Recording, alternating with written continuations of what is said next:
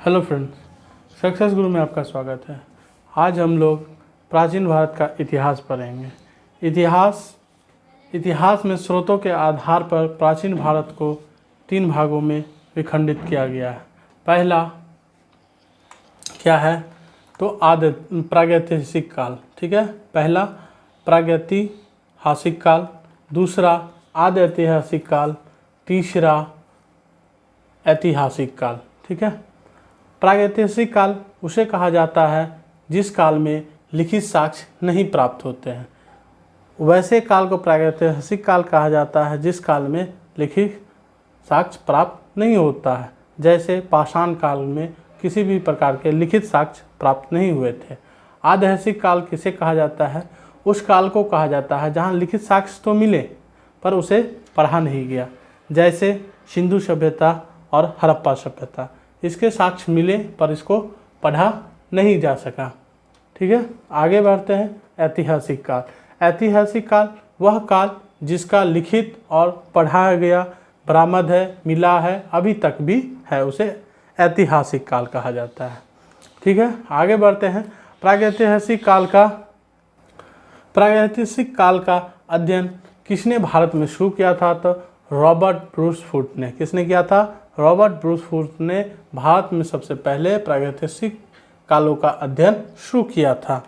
चलिए आगे बढ़ते। 1820 ईस्वी में जगर्नस थॉमसन ने पाषाण काल, कांस्य काल और लौह युग में प्रागैतिहासिक काल को क्या किया? पाषाण काल में विभाजित किया, फिर कांस्य काल में किया और लौह युग में। पाषाण काल क्या है? तो इस समय के जो पत्थर हुआ करते थे, पत्थरों से बने हुए औजार या उससे किए हुए कार्य जो मिलते थे उसे पाषाण काल कहा जाता था। कांस्य युग उसे कहा जाता है। कांस्य होता है टीन और तांबा का मिश्रण, कांस्य। इससे बने हुए औजार, इससे बने हुए इसके द्वारा किए हुए कार्य को मिला तो उसे कांस्य युग कहा गया। लौह युग, लोह के द्वारा बने हुए औजार, हथियार या मिले तो उसे लौह युग कहा गया, ठीक है। आगे बढ़ते हैं। भारतीय पुरातात्विक के जनक किसे कहा जाता है? अलेक्जेंडर को कहा जाता है। भारतीय पुरातात्विक के जनक किसे कहा जाता है? अलेक्जेंडर को कहा जाता है, ठीक है।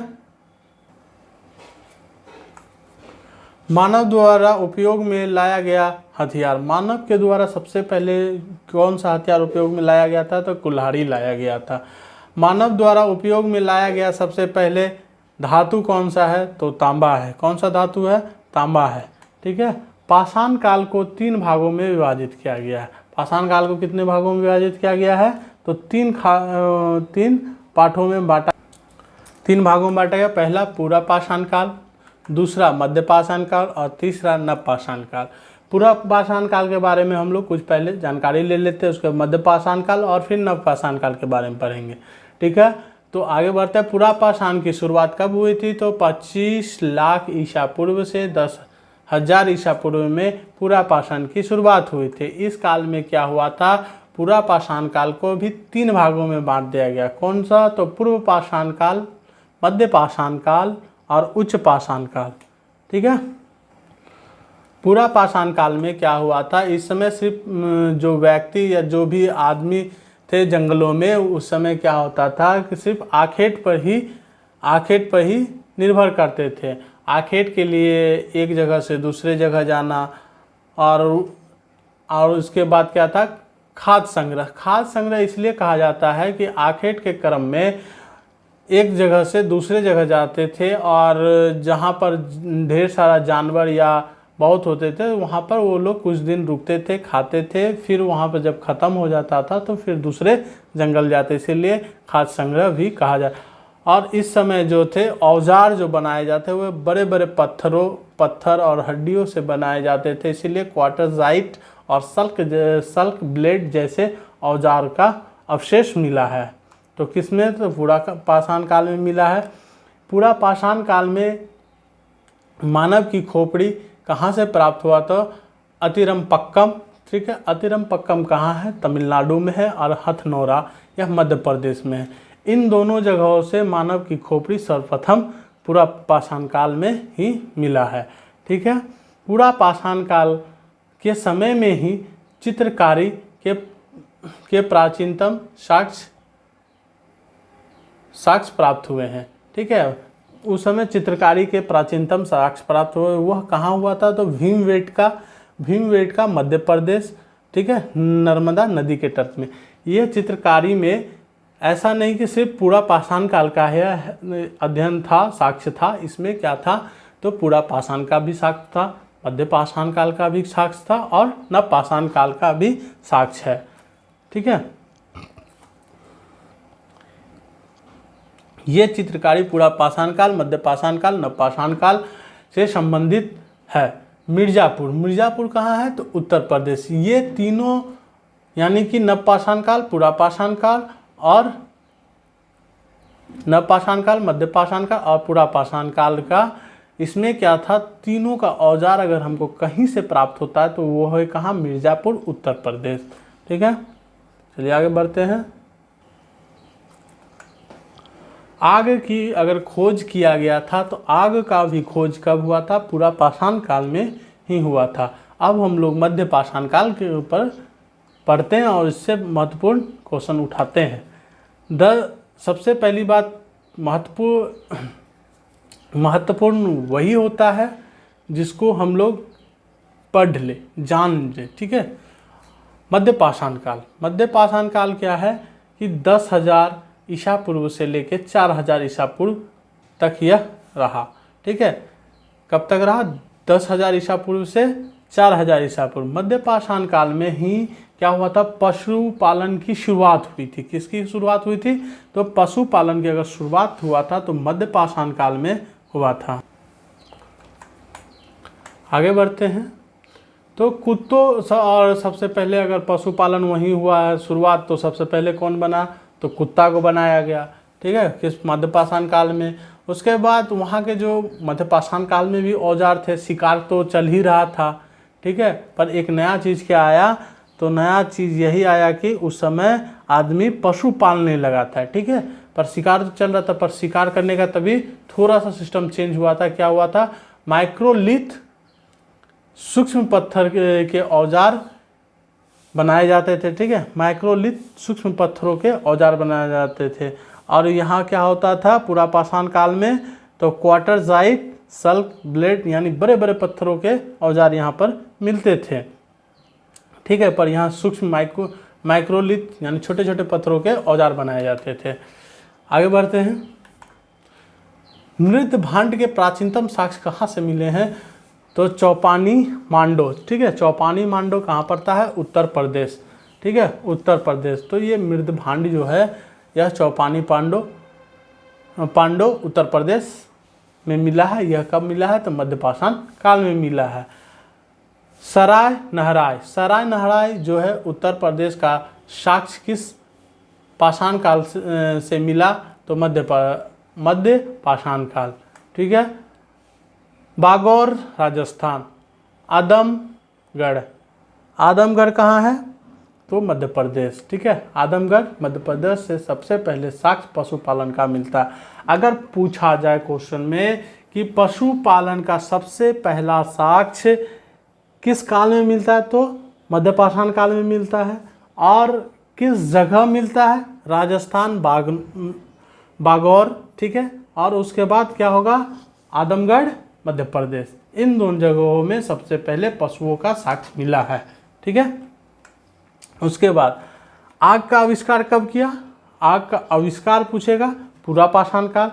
आग को सही रूप से चलाया, प्रयोग करना कब सीखा? तो मध्य पाषाण काल में सीखा। अब हम लोग नव पाषाण काल को देखते हैं। नव पाषाण काल 10,000 ईसा पूर्व से 1,000 ईसा पूर्व तक चला। 10,000 से ईसा हुआ था यूं कि नव पाषाण काल, ठीक है, नव पाषाण काल और मध्य पाषाण काल दोनों लमसम साथ में ही चला था। दोनों क्या था? साथ में चला था। इसीलिए 10,000 ईसा पूर्व से 1,000, नहीं तो 4,000 ईसा पूर्व से 1,000 भी कहा जा सकता है। ठीक है, ऐसा इसलिए कहा जाता है, आगे हम लोग डील करेंगे तो समझ में आ जाएगा। इस काल में कृषि का खोज हुआ था। इस काल में क्या हुआ था? कृषि का खोज हुआ था। इस काल में ये भी था कि आखेट भी चल रहा था, पशुपालन भी चल रहा था और कृषि का भी खोज हुआ।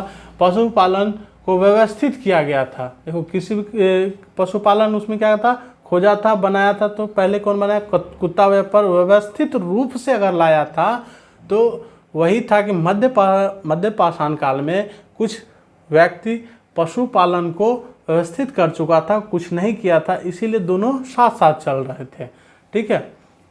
तो समाज की अस्थायी निवास, यानी समाज पहले एक जगह टिकता नहीं था, पशुपालन तो सीख गया तो समाज की अस्थायी निवास भी नवपाषाण काल में हुआ। स्लेट के बने हथियारों का प्रयोग हुआ। ठीक है। इसी काल में यानी कि नवपाषाण काल में स्लेट के बने हथियारों का प्रयोग का साक्ष्य मिलता है। ठीक है। आगे बढ़ते हैं। मनुष्यों के द्वारा गड्ढे में रहने का अवशेष अगर कहीं से प्राप्त होता है तो सबसे पहले काल क्या है? तो नवपाषाण काल में गड्ढे में रहने का साक्ष्य मिला। कहाँ पर? तो कश्मीर में नवपाषाण काल। ठीक है। तो यहाँ क्या होता था कि गड्ढे में तो निवास करते थे।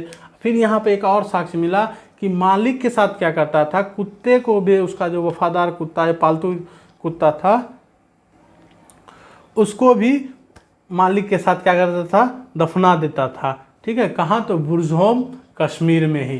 ठीक है। इस बात को एकदम नॉर्मली याद रखना है। और सबसे आखिरी बात यह, पहली बात कि बिहार के किस जिले में नवपाषाण काल का साक्ष्य प्राप्त हुआ?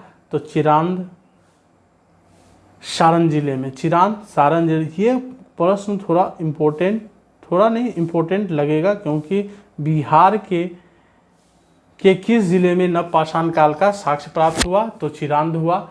ऐसा इसलिए कि बिहार के बारे में बिहार एसएससी और SIR में ये सब प्रश्न आते रहते हैं। दृढ़ मृद भांड के साथ हथियार का साक्ष्य भी, और जो पत्थर और उसके हड्डियों के जो औजार बनाए हुए थे, तो वो सब कहाँ? तो बिहार के चिरांद सारण में मिला है। ठीक है। कहाँ मिला है? बिहार के चिरांद और सारण में मिला है।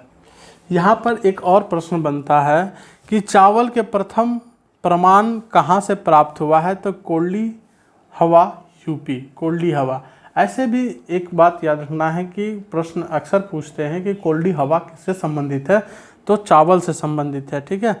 पहियों की अगर खोज सबसे पहले किया गया था तो नवपाषाण काल में। पहियों की खोज कब हुआ था?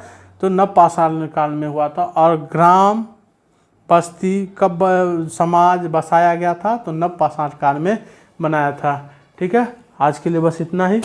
अगले वीडियो में हम लोग देखेंगे प्राचीन भारत से ही कुछ रिलेटिव प्रश्न उत्तर आएंगे। तब तक के लिए लाइक करें, कमेंट करें, सब्सक्राइब करें। जय हिंद।